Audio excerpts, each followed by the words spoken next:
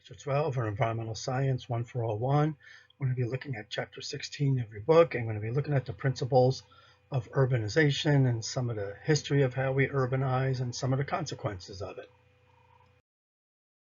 So the content in your book we will be covering is how urban areas are changing. Basically, we're going to look at this whole idea of urban sprawl and the formation of slums or inner city desolate areas, we want to call it. How did suburban sprawl develop, and basically just end with a little about public, urban planning, and also about transportation and how that's impacted by cities and how transportation itself impacts a city.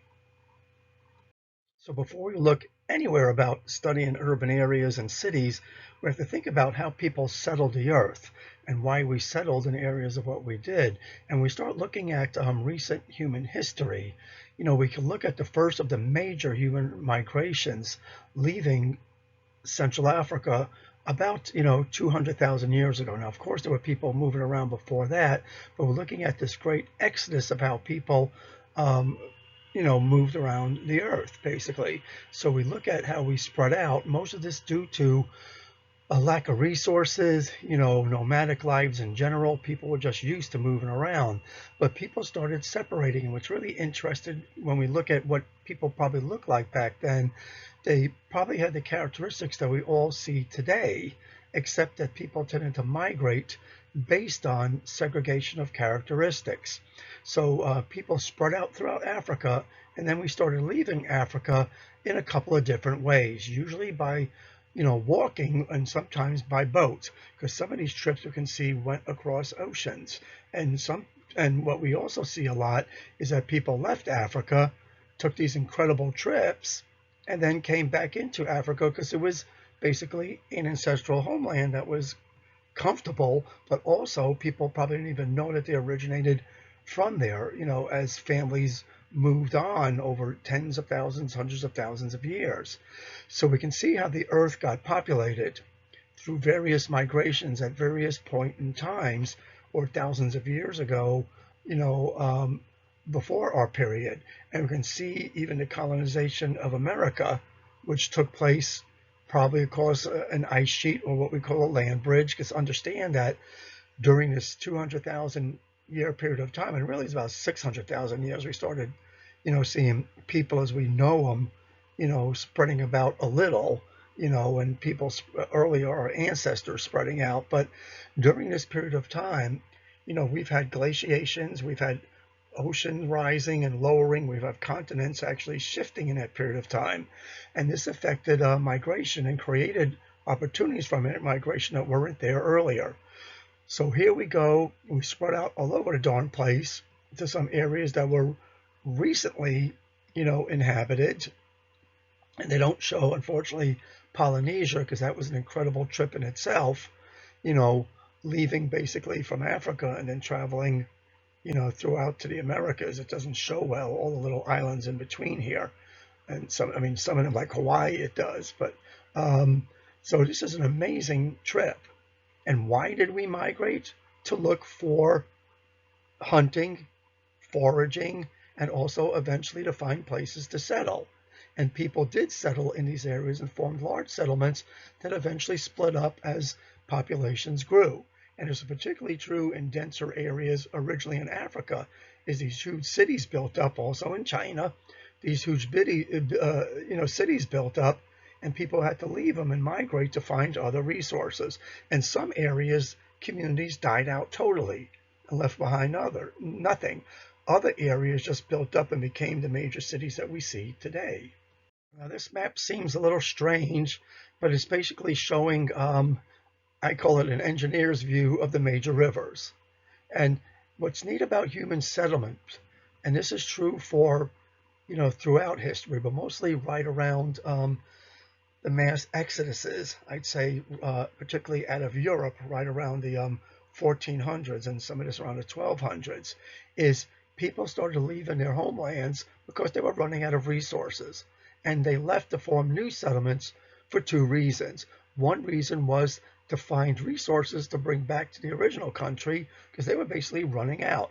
And we would go into areas that were either settled, like a lot of Europeans went into Africa, went throughout Asia, and basically just took over the area and or traded and brought back resources to their home countries, or they went into what we thought were unsettled areas like America and Australia, and then realized, my gosh, there are indigenous people here. And to our surprise, but we looked at these areas as major export areas too, to have temporary settlements or basically just for collecting resources, mining, and then shipping back. So these newer territories, particularly like America, was mainly a port. We were looking at a way to transport materials back. And we saw that some of the earlier settlements were in major port areas that today are still traditionally port areas that serve as major ports, like the Houston, ship channel, or we look at Hudson River in New York and East River, and we also look at, parts of Florida and California, which have major ports today.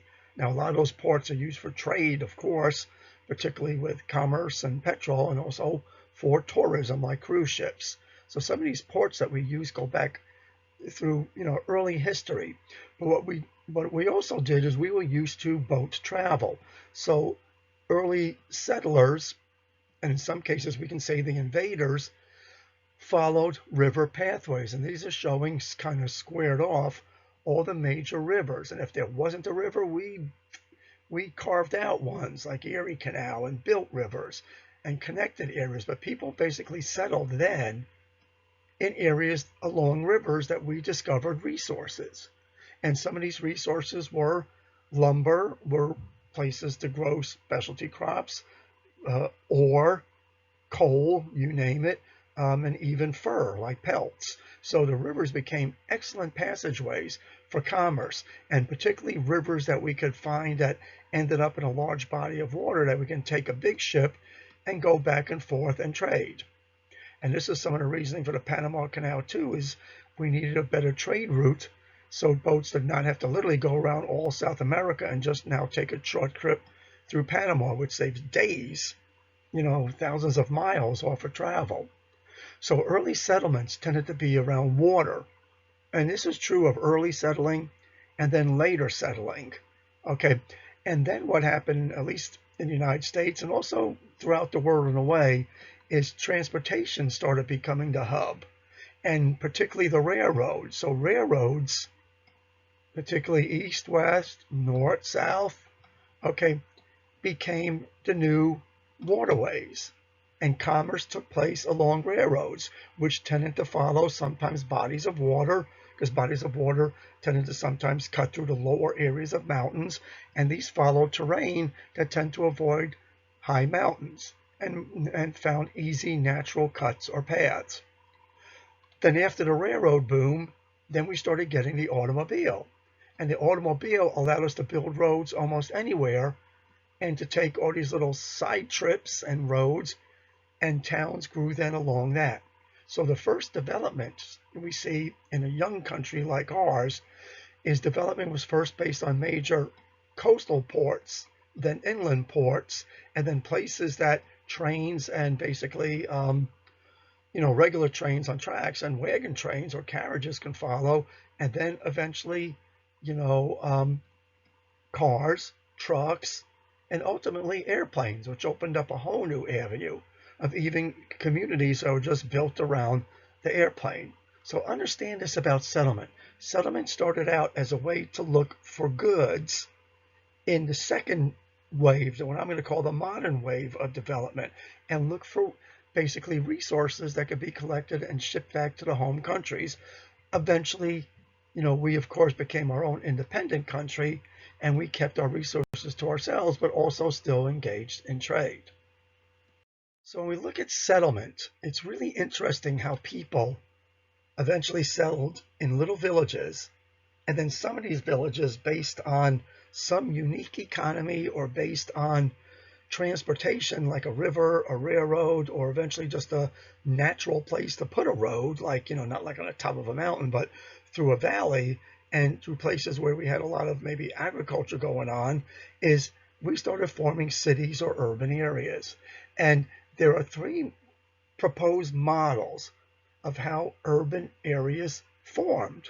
And this is really kind of interesting when we look at this, is that these tended to be natural patterns that eventually became the model for what we call the major European city. And that's what these models are based on, is industrialized cities.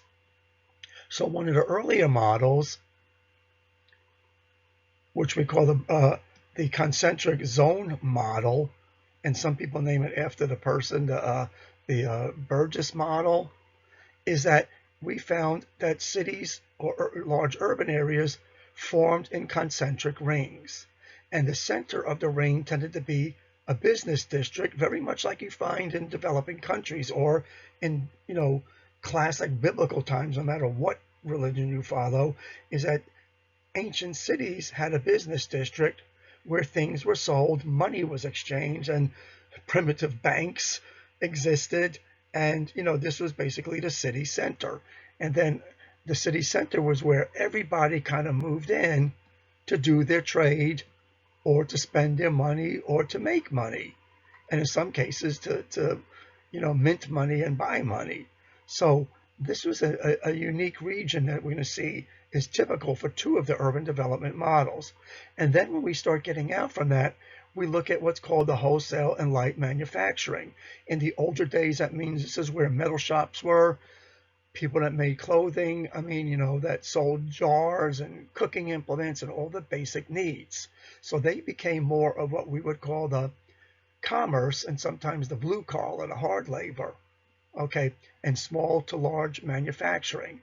And why did you want it close to the urban areas? This is because it's in here where people wanted to do their trading. And these people would also do their banking there. Now, they had to get their resources from outside this area, which required roads. And also, these areas were not very livable in Area 3. In Area 2. So people tended to settle in Area 3, particularly those that did their work in Area 2. And this today turned into what we call the low-class residentials. And we see something very similar in the new what's called sector modeling, which we're going to look at this in a little detail, which is related to a guy named Hoyt.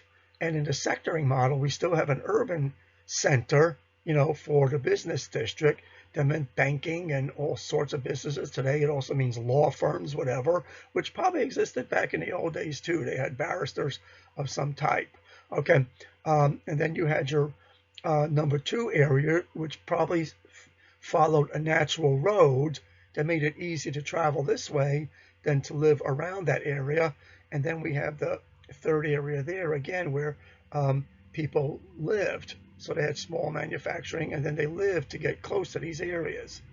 Okay, and as we get further out, as time went on, these urban areas moved into everybody not being a laborer anymore and taking on more of what we would call clerical jobs, white-collar jobs. The people that work down here didn't want to necessarily live down here anymore either. Sometimes we still find that. In major cities, people still live in a business district, but it's very unlikely. Those that made less money probably lived around here to get away from the people that made even less money than they did, and so on and so forth. And typically what happened with agriculture is as agriculture at one time probably filled up this area, and then it was eventually settled and pushed out into wilderness areas. And that's also true for here. So the two major models that we find in the United States are the concentric ring, and we're going to see an example of that, what's called sectoring, which Houston is an example of. And then, of course, the multiple nuclei model, which really the inner business district is not so much banking and commerce, even though it's there, but usually it's around a certain unique feature, like a grain silo. That sounds kind of stupid, but if it's an area that does a lot of farming and grain's the main output, that's it. People sit here, they collect the grain, they put it up for market, they sell it, and the businesses work around that, because that grain could be used for feed, it could be shipped out, it could be used in human food, whatever. So all of that went on here. And then you also, of course, had your low-income people and the middle-income people all, not so much in a circle, but in unique segregated sectors. You see this in some of the smaller towns throughout the United States, particularly, in the Midwest. You still see a lot of this occurring. And of course, again, agriculture is somewhere on the outskirts, even though the products of the agriculture sometimes ended up here. I know you look at a city like Austin, the university fills up this area and becomes the focus of commerce. Sometimes it's a military base in certain areas. So understand these three models and know them: the concentric zones, the sectoring model, and what's called the multiple nuclei model. So to take a look at the concentric model, and you see this in Dallas, like Minneapolis, a lot of major cities. New York has something like, probably New York City is made up of different islands. So when you look at Manhattan Island has something like this, except it's kind of stretched out into the shape of like a hot dog. But anyway, so here we can see the major business district here, and then literally there's a ring of smaller, this is what we call the zone of transition. That means smaller businesses. It could also be, some people can live in this area, mostly it's going to be small commerce. Then you have the lower income area, okay, the middle income area, and then out here you get sometimes the gentrified areas or the really expensive living areas. And then the people out here tend to be executives, and they can afford the ability to commute in, whereas the people around here tend to have to be able to walk to their work. And you see this again in certain nuclear areas. You see this in areas around petrol facilities, where you have these concentric rings again of people that work in the area, smaller businesses around the area that serve the communities here. And sometimes these are both integrated together. So these are not always perfect models. And again, this is your Burgess model, named after the person that basically didn't come up with the idea, but talked about this idea and wrote about it. Here's your Hoyt model, and Houston and other cities have this model perfectly, where instead of being a concentric ring, you have a major highway or a couple of highways that merge. Like in Houston, you have, what's now I-69 and 59 merging here, and 288 and all these other things coming through here. So the highway becomes the focus of feeding the business district, which would be downtown Houston. And then you have these ward areas, which could either be small manufacturing businesses, different types of small industries. You get your commercial roads, which also feed housing or smaller industries, and sometimes things like convention centers. And then you have your higher residential areas that kind of branch out. And this can be looking like you travel around, Brays Bayou all the way out to Memorial area, and even, further out where it gets a little more suburban. So we have these areas again where the wealthy, and of course you have these boundary areas where people live on the margin with usually some type of degree of separation. So this is very similar, but again, some type of unique feature like an old road. This could be a river like the Mississippi River or whatever is separating and preventing these from becoming fully perfect rings. It doesn't matter. You still see sectoring that exists today. And a lot of this sectoring becomes intentional after a while. It usually starts out as unintentional, and then it becomes intentional, and zoning sometimes tends to encourage this, and also just natural prejudices tend to encourage this too, that people in the middle area don't live in this area unless their income goes up a lot, and people in this area usually stuck there and cannot afford to go here, or in some cases do not want to go here. And sometimes what happens is these people, to be closer to work, will sometimes gentrify these areas and take them over, and that's not good either, because it displaces these people to new areas or to other areas that start to run down. And last but not least is there is no real concentric rings here, and there really is no name to go along with this. It's basically just a centralized area, okay? And then we have this big plot of, basically residential housing. We have manufacturing all on the other side. And this is where it's really kind of neat, because there's a term that I learned, I didn't know what it meant, called the other side of the tracks. and a train track would usually run around here. People that had reasonable incomes and high incomes lived on this side. The lower income people lived near the manufacturing and also where the train depots came in and the drop-off points, the spurs were. So it's really kind of interesting that we see this, and this tends to be a typical situation for these multi-nucleate type of models. But again, this could be business, this could be an agricultural center, it could be a university, it could be one giant industry that does this, or a couple of industries that just dominate that area.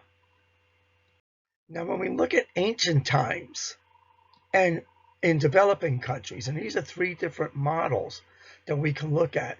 We can look at Africa here and look at this area that's around a river. So this village basically runs for miles of uniform houses and small shops that serve the houses. And it's really kind of neat about driving through these areas. It's like a repeat. Every mile you see the same looking houses. You see an automobile repair shop, electronics shop. You see little stores, restaurants, whatever, and then houses. It starts all over again. And usually the people that run the shops, their houses are sometimes attached to it or nearby.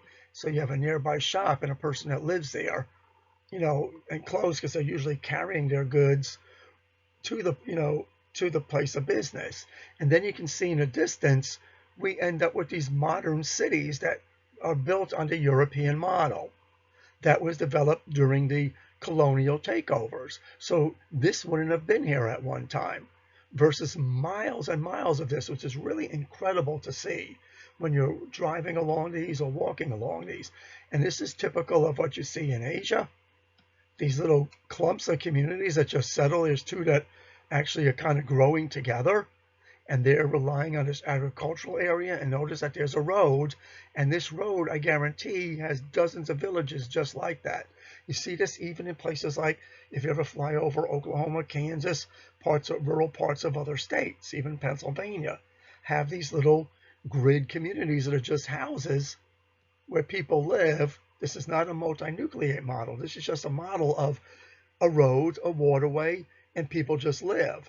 And literally these areas could be identical. Shops are usually mixed within the housing. And then we have in the Middle East, in more barren areas, we have villages that form along water supplies, underground water supplies. And it's not, the term oasis is kind of weird. It doesn't mean you have these beautiful plants and everything growing out of here. It just means you have water. And some people have actually learned to dig ditches and collect that water in underground cisterns that they form their villages around. And they could use that water for irrigation and also for drinking and bathing water. Usually all of the above. I mean, you reuse that water and took care of that water. So, and this village would have houses mixed with small businesses and have roads for trade. So these areas do rely on trade to bring in raw materials and to sell goods, plus they served the local village. So people really never traveled far. And these areas, I mean, you see this a lot around India, particularly too, just hundreds of villages that you're just driving through and they all look identical. And it's really kind of cool. And then, of course, a major city based on some type of European settlement or had some type of European influence. And I remember this all too well from the 3 years that I spent going to the Philippines doing some projects. This is from the Philippines. That's in Tagalog's language, so don't worry about that. And this is typical of what you find in the areas between the major cities like Manila. And we saw stretches of this going from Manila down for a few-hour drive down to an area called Batangas on the southern coast of Luzon Island. So you just see mile and mile of this with not some of the most structurally sound buildings, but you see that they have electrification and telephones and some, cell service too. But the houses, a lot of them are built upon shops. And you do have transportation, either through, bicycles, through jeepneys, through small buses, even large buses. Personal transportation is scarce. It's mostly going to be through motorbike or very small cars. Or if you have a car, it's usually for your business, so you will see trade going on and whatever. So again, this is typical of what we see in developing nations. And many developing nations, unfortunately, were colonized. And the Europeans, literally built cities very much matching their style of urban centers. Because here you really don't have urban centers. And if it is an urban center, it's basically a blow up of one of these, maybe to specialize more in, again, maybe a more centralized banking or economic district for trade. So what's typical of urban areas, and even we see this in developing countries with the setups that they have, urban areas tend to shift and change. They're dynamic. And, I hear about this all the time of people saying, my gosh, my neighborhood's changing, this is changing, that's changing. And I know in New York, what used to be what we call a good area is now a bad area, or the converse, and some areas just disappear. And I've seen industrial areas like where I grew up. And I grew up near a train yard and a garbage dump and some light manufacturing, and a lot of that disappeared to become housing or schools or a hospital. So things change, and urban centers tend to lose sometimes their downtown appeal and become areas where people want to live. So we see these incredible migrations of people that don't want to live near work, and then they move out, and then some people don't want to live closer to work because commuting's horrible, and they come back into the city. So things are always in transition, and we're always seeing these urban transitions. And what's really interesting, what you see in developing countries that were colonized and then basically kicked out the colonizers, is even their urban areas undergo very unique transitions characteristic of the cultures. But what's very typical in the early development of cities was the fact that they grew. And they grew in these layers or out, in which rural land was and farmland was pushed out or away or moved away. And I see this a lot in, where my mom lives in Pennsylvania, where the farmland slowly being moved away for strip malls. And then some of the farmers can't move out any further because they're running into other areas or land that's too expensive, so they leave the state or they quit the farm. And that means that farmland was now lost, and we have to make up for the loss of that food. So, or that crop or whatever, that resource. So urban areas grow out and they reach a point where they stop. And that's when a lot of restructuring goes on, sometimes due to the age of an area, sometimes due to the people moving in or out, or just due to different trends of commerce. Now, what's really scary, and this is going to be true for the years 2050 to 2100. So 2050 and 2100, we're going to be seeing an incredible rapid urbanization. So we're going to see, guys, not urban areas spreading out as much as, these little multi-nucleate cities and areas that were rural filling in with their own new cities that will eventually grow in concentric or in sectored patterns. And we see this very typically in Japan. We're seeing this occur throughout the world. Okay, particularly China. China builds these on purpose. They build these cities called the ghost cities that are empty and huge and based on this European model of commerce, because that's what they're aiming at, competing with America, with Europe, and in trying to encourage people to move into these areas. So they have a lot of ghost cities right now, and they impose them into country, areas nearby them, borderline areas like near in Nepal and whatever, to build these centers to try to basically integrate these areas and become the center of commerce. So we're going to start seeing this more and more, to the point where you've learned in this class that most of the world is going to be urban. And I hate to think what it's going to look like if we ever survive to about 23. We're probably going to have a planet that looks like something off of a Star Wars movie that's all 100% urban, or like these dystopia movies where everything is urban, like we see on Blade Runner or other movies. And this is the reality, because what's nice about urban areas is you can take a rural area like this that had only a few people and jam it with thousands and thousands of people by the way you build a city. And this is very true when we look at, like, for example, Tokyo. At one time, the total population of Tokyo was the Earth's population 6,000 years ago. So today, we find cities that have grown into areas in which people were spread out across the whole world with that population. And now we're condensed. I've been to Tokyo. It is a tight city. And if you don't like being crowded with people, don't go there. It's amazing. And the resource usage is incredible. So the problem we find with urban areas is the problem people found when we did the first settlements, is once you park your butt down and you now have to bring resources in, you're not walking around finding resources and you're now depleting resources, this becomes a problem. So once we form big cities, we can't provide all the resources in the cities that we need to survive, particularly when you start removing farmland and putting commerce, replacing with commerce. So cities now end up becoming very energy intensive because more people are living in an area requiring resources than when it was rural. You need building materials, you need imports, particularly of food. You basically become what's called a food vacuum or food desert. Some people don't like the term food desert because deserts are pretty places, whatever. But anyway, desert means to be empty of. So this becomes a big issue. And these become very energy intensive, very resource intensive, and require a lot of transportation, either locally or from great distances, to bring stuff in. And the extraction of resources and also the production of waste. What do you do with all that human poop? What do you do with the solid waste? And all those type of things come into play. So this is very typical of urbanization, and we really don't have many good ways to deal long term with these issues. Now, I know from personal experience as a kid is that once you get cities that are building up, becoming more industrialized and crowded, you end up with horrendous or atrocious, whatever term you want to use. It's hard for me to say horrendous.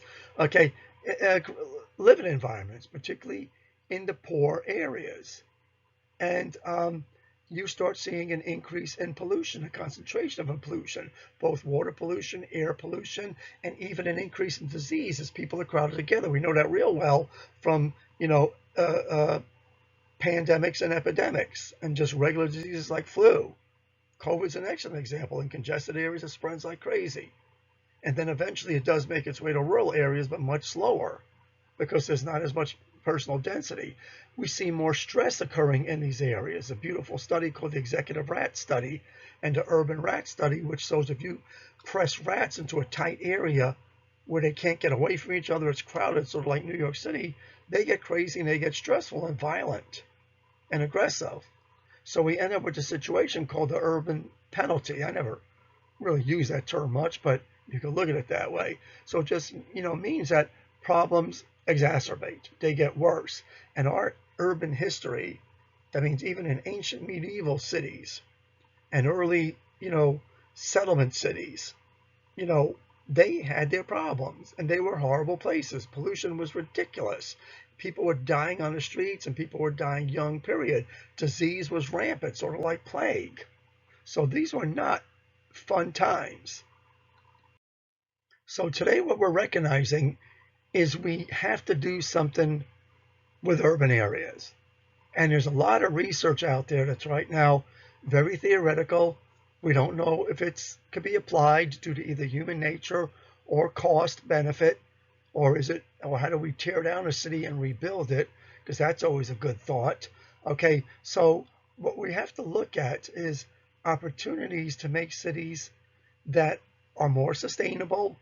That means that they can keep doing their thing and becoming a little more self-sufficient, but also less resource hungry.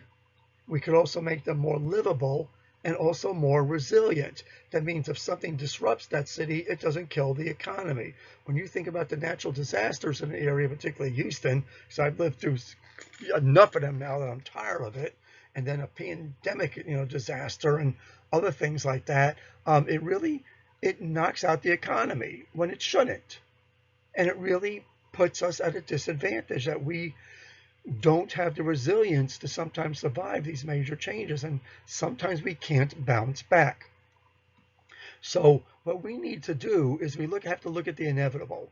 We're going to see an increase in urban density globally, and we have to look at how to manage our economy and scale it to introduce sustainability. That means long-term planning to make sure that the resources don't run out.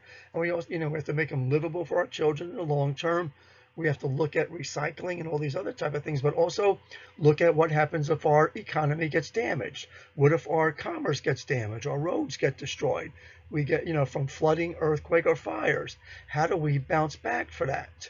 Or how do we build that in? That's resiliency. And we have to think about these things as we move into the future. So, when we look at, again, cities and some of the problems that they cause and we got to deal with, of course, as cities get bigger, we got to pay attention to the role of automobiles in the cities, because as population gets higher, car population gets higher, air pollution gets higher, our air conditioning and heating gets more condensed, and that tends to heat cities up. And this becomes a problem because cities themselves run sometimes 15 degrees hotter than rural areas, only because of the nature of the condensedness of the automobiles, the buildings, the energy usage, and also the pavement. So these are, again, things that we got to think about, is as we live more dense, can we be more efficient with our cars, more efficient with heating and cooling? And there are ways around this, we know, but it's going to be very difficult because we're not in that mode of thinking right now. Now, of course, and this probably doesn't have to be the case, but man, it's a global model, is in most urban areas, either within the ring structure or at the edge of it, depending on what type of country you're in, where you are, is we end up with areas called slums. I grew up in one, and my parents grew up in ones in their, respective countries. I don't like the term because I remember, being called a slum kid. We grew up in the projects. My family grew up in the projects, and, we called it that because it didn't sound too bad to call it that. But what we see is slums tend to be a natural consequence of urban areas. Because what it does is it concentrates the lower income people to an area that has a low property value to begin with, and it not only provides housing, but it provides, in some cases, not all, a local small business commerce. That is not always the case, because sometimes the crime is higher in these areas too, and businesses don't always want to set shop, particularly large foo-foo businesses. So the big stores that sometimes can give discounts and much more selection of merchandise and foods don't settle in these areas. They're far away from it. And the people in here, like where I grew up, were served by smaller businesses that tend to charge more, believe it or not, because they couldn't give the big discounts. They couldn't buy in bulk, and plus they paid what's called a crime fee.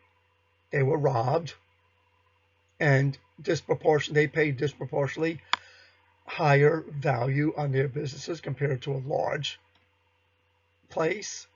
So this is a problem. And we tend to find that sometimes in these slum areas, they become resource deserts because people don't want to set up shop in there to sell a lot of goods, which means they have to either deal with the local business, which is very limited, or go out into here, which is sometimes not feasible and also you look down upon, or the costs out here are just sometimes not worth the trip. So this has always been an issue, is the slum is an old idea. It goes back a long time, but it's becoming exacerbated over time and politicized and almost planned unintentionally and sometimes intentionally with, racist thinking and segregationist thinking to put these areas aside and make them basically little colonies of survival for lower income people or certain ethnic groups. So the formal, what we call the modern slum, okay, we can see arose in some of the older, larger cities, Okay, and why do we always pick Europe and America?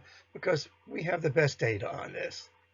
We don't look at ancient Aztec Chinese cities. We're looking at the whole idea of a slum from a different economic and post-industrial perspective. So when we look at today, the modern city, we're looking at the latest industrial revolution. We've had a couple of industrial revolutions, believe me, from the early, from the late Middle Ages to, 1950s. We had an industrial revolution with plastic and the common use of petrol. So when we look at these modern slums in the major cities, a lot of it is the result of industrialization and keeping the poor people next to the work areas, which were dirty, noisy, loud, noises from the machinery and from commerce, and whatever. But it looked like it was for a common good, that the poor people needed lower income housing, less property tax, and they needed to be close to work because most of them had to commute without a personal vehicle. Okay, so these became almost like factory towns in a way. And some of them in the South actually were. And we had these even throughout Texas, associated with mills and certain farming operations and other industries, where the industry had its own little low-income area associated with it. It's true for the automobile industries too. And these are sometimes what are called shanty towns. You see this, literally some of these areas just look like the photos I showed you in the Philippines. So these shanty towns were little shacks that sometimes people conducted private businesses and had shops if the industry itself did not provide resources. And sometimes the businesses even became the bank, which is kind of scary to let an industry have that much of your life that you owe to them. So what we've seen in these slums throughout history is living in a slum area is literally like living in a war zone. These areas are subject to political oppression because they're usually ruled by people that don't live there, because the people that live there usually don't have the background, the money, or the drive to even run for a political office. I know my dad tried and it was futile. He was a minor player in, helping with the slums that we lived in. But a lot of the economic hardship drives people crazy and encourages violence and a loss of hope. And these also become areas, and we're seeing this around the world now, where, you see a lot of dissent and anti-government attitudes and, violence as a way of solving issues. So these get looked upon as being bad areas, but particularly lately because the frustration now is becoming more visible and it's becoming more militant when we look at it. And this is worldwide. We're starting to see this. And I think this is an important movement, very much like, the Russian Revolution, where the lower class, the peasants, literally just take over and overthrow. Now, this will probably never occur in our country, but this is how these things foment. They begin a lot in these slum areas, if the slum area is not so disenfranchised that it's apathetic. And we do find that throughout the world, particularly in our country, and in some countries that have very strong dictatorships or very strong military that are not sympathetic to these areas. So let's kind of look at the opposite of slums and look at this whole concept of suburban sprawl. And this is not, a new concept. You see this in, many countries, but it's more exacerbated today, particularly by the automobile and the ease of transportation. But suburban sprawl is basically this whole idea is that people tend to spread out away from the major inner cities and tend to want to live in more open areas with single family separated houses and that have, nice yards. And a lot of this is a reward for higher income, for certain jobs. Also, it's permissible, it's allowable by having, inexpensive transportation, particularly the personal automobile, because usually these areas are not served well by mass transportation that takes people into the city. Now, you might see this in New York City and in some of the major California cities, New England cities, but not so much in areas like Houston, where people mostly rely on sprawl transport using their personal cars. So please, in your book, read about the history of sprawl and the fact that it is, basically car driven, because cars gave us the ability to do this, particularly with the cheapening of the car and the cheapening of gasoline, actually, and also improvements in public transportation. But we can see that sprawl basically, again, is around very major urban areas and has been, on the increase.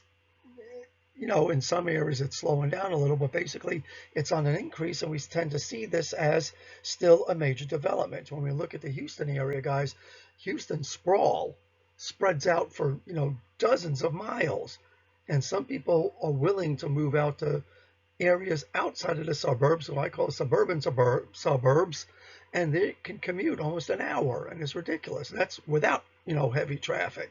So it gets ridiculous on the distances people will sometimes travel. You see this in Chicago, California, where some people have 1 hour to 2 hour commute sometimes to live away from their jobs and out of what they consider the crime, the slum areas, and move to an area that is, more remote, but accessible. And guys, these urban sprawl areas do support themselves with small commerce, with retail and all of that, but they don't have the big major jobs. What's really interesting is they do provide jobs for people to commute from the poorer areas in, as long as transportation is available.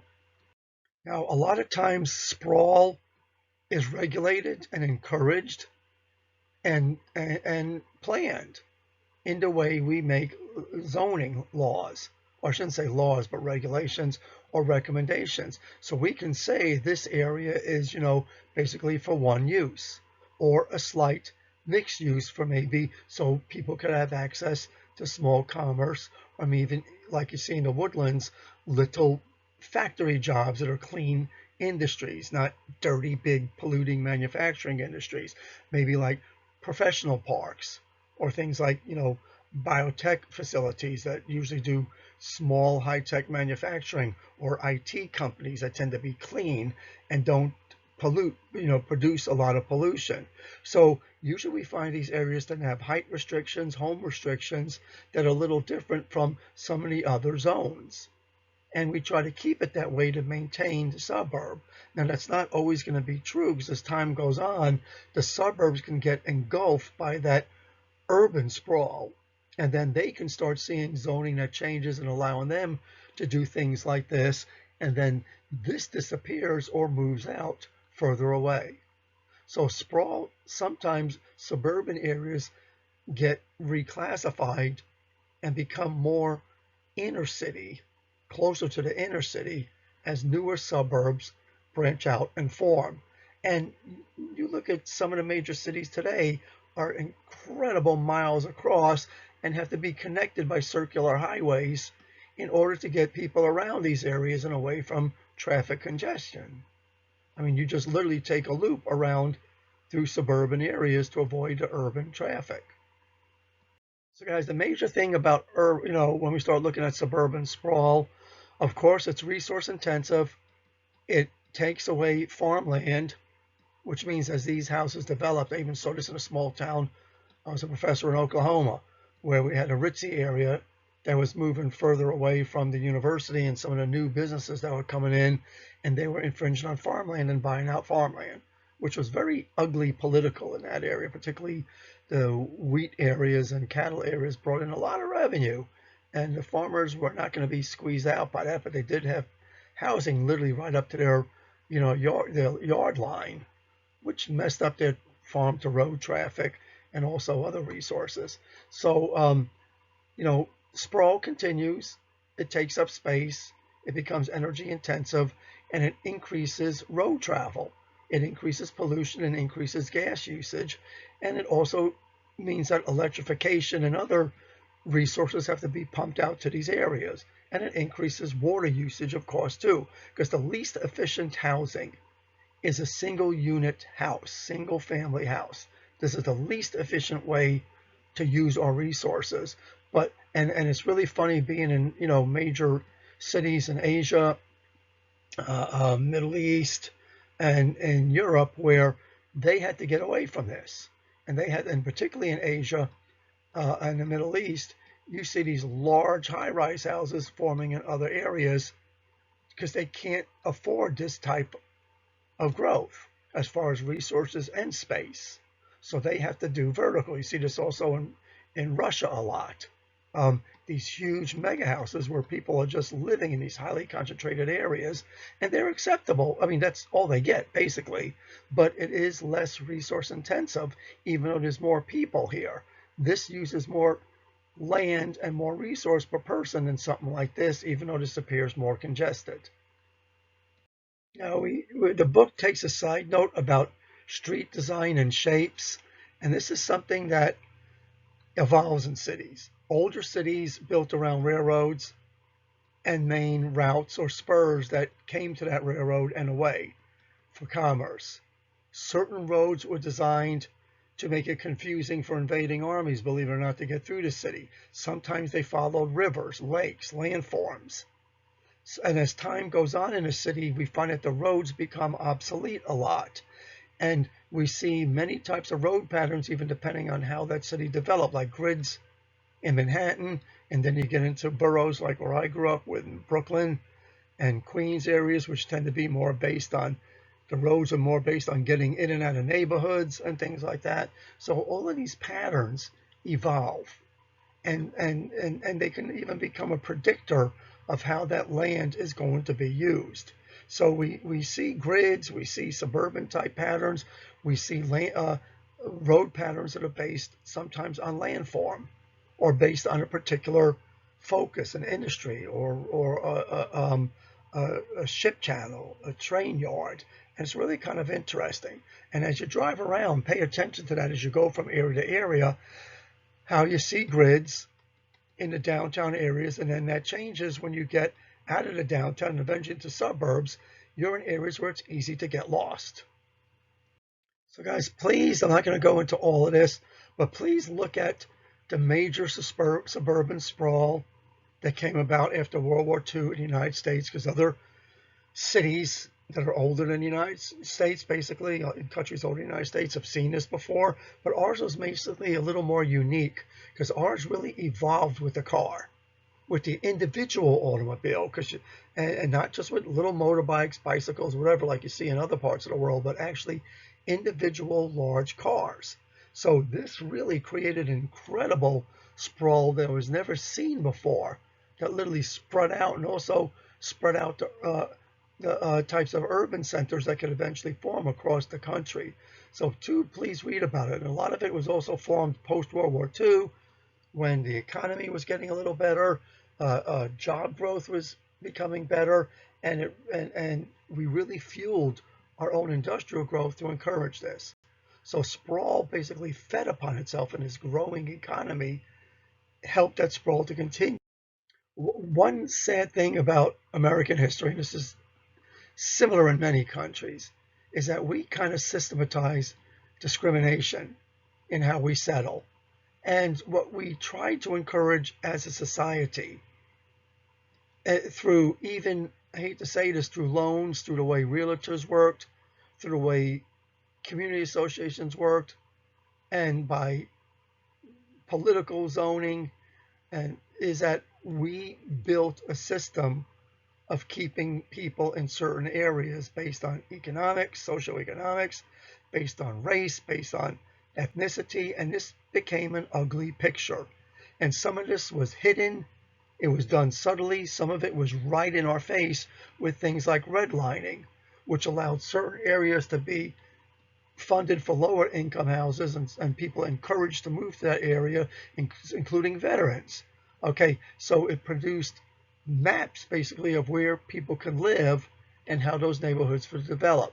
And now we're seeing acts coming out to undo these old regulations and to look for discrimination, which doesn't always work. But we're trying our best to push away this whole idea of keeping ourselves segregated in not just urban areas, but even in sprawled areas and even in rural areas. So guys, along with, this whole idea of urbanization and sprawl and transportation, is we had to find ways to really start conveniently moving people around. And guys, we still do this today. A lot of our voting and planning all goes on highways and where to shuttle people and whatever. So our major focus, unfortunately, in our area is that getting individual cars around and then diverting trucks away and streamlining them. So we really are still bound to this idea that people need their individual cars and make it easier for them to get around, which is really disrupting for us because it literally puts roads everywhere. Houses are sectored.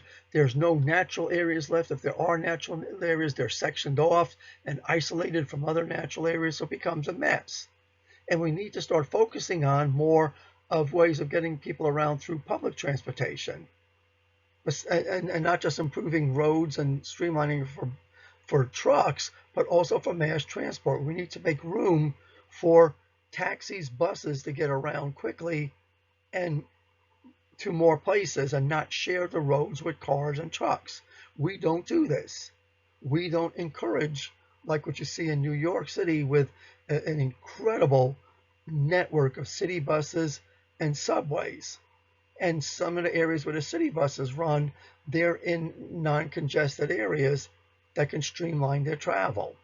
So we've got to rethink our transportation. And we have this notion that has been born around by the 1950s of the car is our freedom, particularly the individual car, and that mass transit was not for the upper class or not for the cool people. So I mentioned earlier about sprawl and consumption. And guys, just understand, when you have a single house, it uses a lot more resources per person, per land size, literally, than larger units. And we're still seeing resistance to apartments, to high-rise apartments, and all of that, except in maybe the inner city areas, the downtown areas. So as we move through this sprawl and this whole idea is that people have to live in these type of houses, large, immense houses that you can fit several families, particularly these large houses. This is all I see going up in our area and in other areas. This is ridiculous to have where 4 people living in here, the 4 people living in here. It's crazy. I mean, I grew up with 11 people in a place that was smaller than this, in a tenement, unit. So it's crazy what we're doing. And our perception of not only having an individual car or maybe one per family member, but a giant house that is a lot of wasted space and using up an incredible amount of resources per person, per square foot of land. So last but not least, we're going to end up with this whole idea of urban planning. And urban planning, no matter what it's based on, good ideas or bad ideas, are guidelines that shape the future of an urban area. And this involves regulations, it involves architectural planning, it involves a lot of things. How we use resources, excuse me, type of soil, where can I build, what's going to make sense to go in that area, and things like zoning. That means what do we want there, what do we not want there, and whatever. So it's a very difficult, multifaceted process that usually involves stakeholder input. It's not just planners working in a vacuum. We're working with politicians, working with historic land uses, with restrictions that are already there, and then what do people need? And we see this a lot in our area where we do get surveys. What do you want here? What type of development? What businesses do you want? Where do you want to go in the future with this area? So this is all, again, part of urban planning. The newest aspect of urban planning, now I should say aspects, is one is sustainability. How do we grow the area, rebuild the area to be sustainable, and also resiliency, meaning how do we recover from disasters? And we are going to see an era probably of more and more natural disasters as time goes on, mostly due to climate change, some due to pollution, due to scarcity of resources. We're going to see more disasters, and we're going to see more intensive disasters as we urbanize. More people will be impacted per square mile of disaster. This is going to be a problem. So urban planning is changing incredibly to looking at now models that are trying to look at what do people really want as far as, green space, as far as livability that goes beyond just having a house and shops and whatever. And, what do we want in recreation? But mostly, how do we grow a city that's not going to be consuming so many resources? How do we grow cities that will recycle their waste, will not have too much import or export? Can we grow or produce our own goods without having to require, again, so much transportation? And once a disaster hits, is it going to kill us? Can we recover? And can we put money in up front instead of keep paying off damage debts? Because right now, sometimes it's cheaper to recover from a disaster than it is to protect ourselves from one. Another thing urban planners have to concern themselves with is changing their attitudes about public transportation. Just because you design public transportation doesn't mean people are going to use it. And New York City is running into this and making policies that would be making it more difficult or more expensive to use cars in congested area, and give subsidies for using public transportation, or actually finding ways to make public transportation more appealing. So urban planners are not just building public transportation saying we got to do this, is that they have to think of ways to encourage people to use it or discourage people from who normally would avoid public transportation. So again, it's a lot of rethinking, and this urban planning is, you don't just build things. You have to think about the transportation aspect, and particularly today in ways that eliminate congestion and eliminate the strategy of using single cars to get around. Another thing cities are looking into is what's called mixed use areas. That means getting away from that concentric rings and specialized rings and looking more at a mixed model where you could have a major commerce area and then have mixed housing near it, or even have little industry, whatever. So we're looking at more ways of mixing people, not having sprawl, not having slums, not having areas dedicated to just do commerce, and more or less making it more equitable. And I know there's an area outside of Pittsburgh called the Strip, which is doing this and doing a successful job at it. And people are actually getting along. So we avoid gentrification, these wealthy, rich areas, and people are living more in unison next to each other, dedicating streets for pedestrians, for flow-through traffic, certain streets are just due to commuter buses, and streets for private cars, and areas just to walk. But the thing is that we're making housing so that people are living next to each other, next to businesses, and reducing transportation and also reducing segregation. Now, whether that works in the long term, we don't know yet. But these are, again, all changing ideas for urban planners. Last but not least on urban planners today is looking at the idea of green infrastructure. Because the minute you start building urban areas, suburban areas, rain runoff is a problem, and of course pollution's a problem. So by having more green in an area, that means plants on rooftops, trees all over the place, greenways, like you do see a lot in Houston. These greenways do collect rainwater, they do reduce flooding, they produce oxygen for the area, and a lot of plants remove pollution. And even doing plants indoors too helps with this. So we see things like rain gardens, and what are called bioswales, that help to even reduce flooding. So urban planning today is taking totally different directions if allowed to go that way, and encouraged to go that way. And we're starting to re-envision how we develop urban areas, hopefully to be more sustainable, more environmentally friendly, economically friendly, more equitable, and also in a way that encouraged resiliency.